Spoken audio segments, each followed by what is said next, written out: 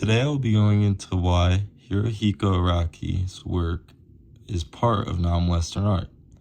While many people know him for his famous manga series, JoJo's Bizarre Adventure, his art is also included in a much bigger tradition of Japanese history and culture.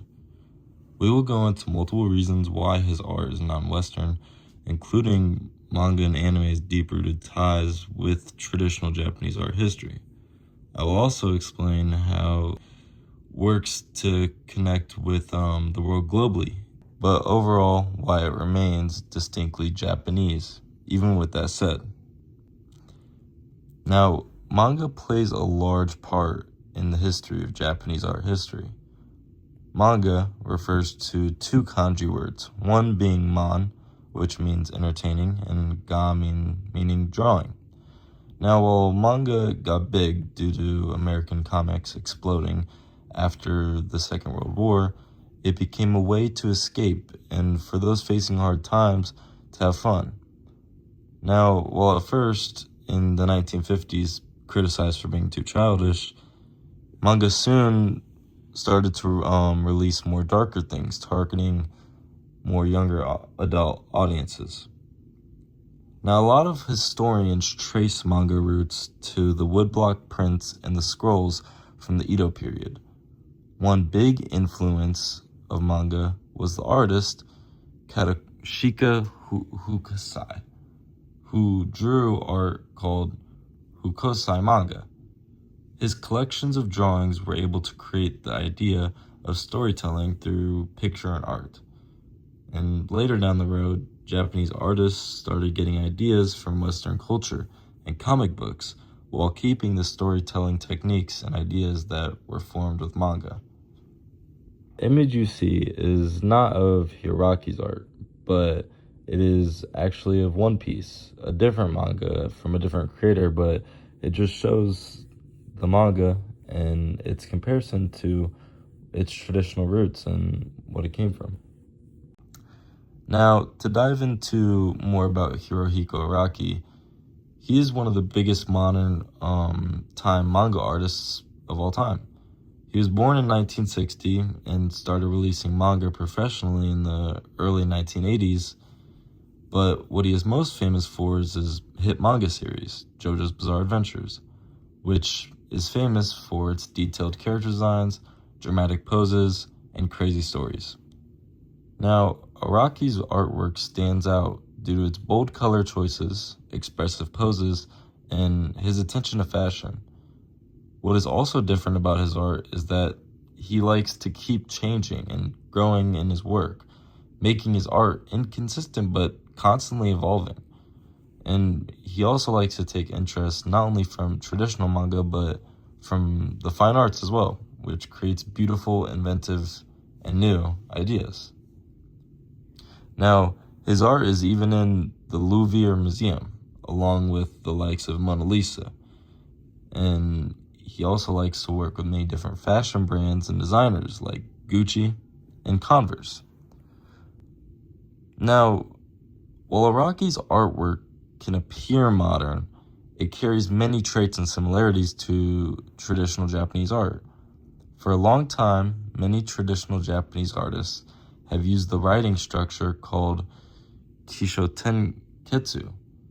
While originating in China, Kishotenketsu has been used since the Tang Dynasty by Li Bai, a traditional Japanese poet, or Chinese poet.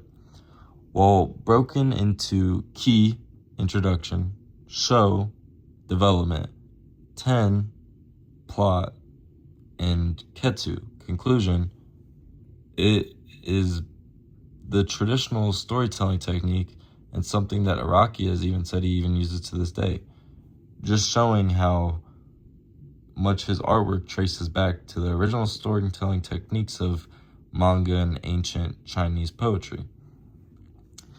Now, he also uses colors in such a way that it reminds me a lot of ukiyo-e, which is a form of woodblock art from traditional Japanese art history.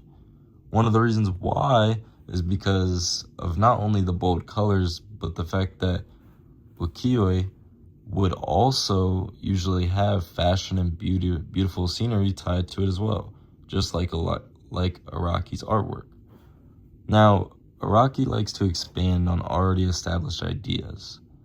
He always likes to evolve in his game and continues even Japanese artistic history rather than break from it or keep it the same.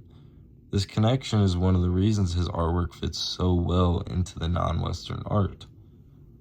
Now, when looking at Araki's work, you see just how much Japanese culture and life actually goes into it.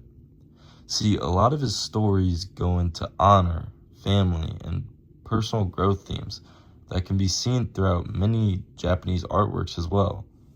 The actual language the character uses as well, and the way these emotions also pertain to what manga in Japanese culture has set up for decades. He uses these traditional manga stylings and expressions to keep the culture while having the Western influence still. It's crazy because he's able to form these ideas together and keep these ideas that and core values that have manga and Japanese culture and history in them while still showing his influence with the Western culture and fashion. Now, I will admit, he does use a lot of ideas from around the world, and all the while, he still remains distinctly Japanese. Araki has mentioned he has taken inspiration from the Renaissance, classical Greek sculptures, and the Western fashion and music. A lot of his characters can actually be seen posing like famous sculptures, and even have some names of the characters that based after Western songs. A good example of this in some of the names in JoJo's is one person's name is AC/DC, referring to the famous band and song, and another being called the Goo Goo Dolls, which is also a big artist as well in Western history. Now, while these help influence the art, his storytelling and visual structure stay rooted in traditional manga.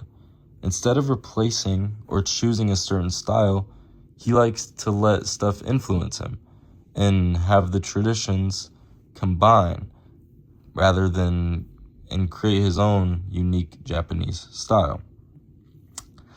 Now, it's easy to say and try and argue that because of his Western influence that and differences from today's manga and its art style, that Araki's art might be Western. Now, throughout history, many artists have been able to share and borrow ideas from other cultures and make them their own. And that's exactly what Araki has done. See, he still uses European art and sculpture and even Western fashion to help influence his work, while still continuing not only to use Japanese manga format, but its storytelling traditions as well, with the Kensho Kensu, and all the other traditional forms of manga. Now, while the Western influences are present and can be seen throughout his work very prominently, he still stays true to the traditional Japanese art and likes to transform any ideas that are out there into his own unique one.